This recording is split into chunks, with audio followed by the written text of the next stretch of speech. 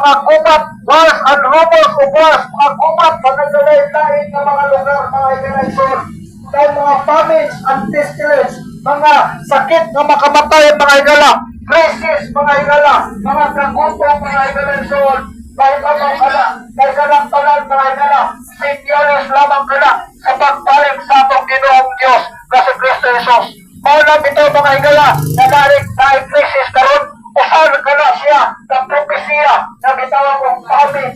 Famine means nag-umpong upang kalisod mga igala, mga krisis mga igalasod. Ni mahal ang gasolina, ni mahal ang mga palalitol mga igalasod. Noon ka na siya sa prophecy na famine mga igalasod.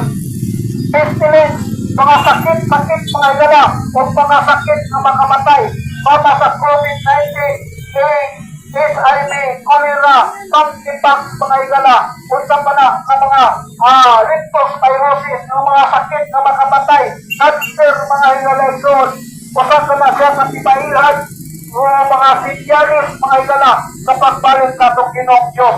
Itawag ka na siya pestilence, siya sa Bible, mga igala. Mapasa ka na dito, Matthew 24, 5 nga sa 50, mga igala,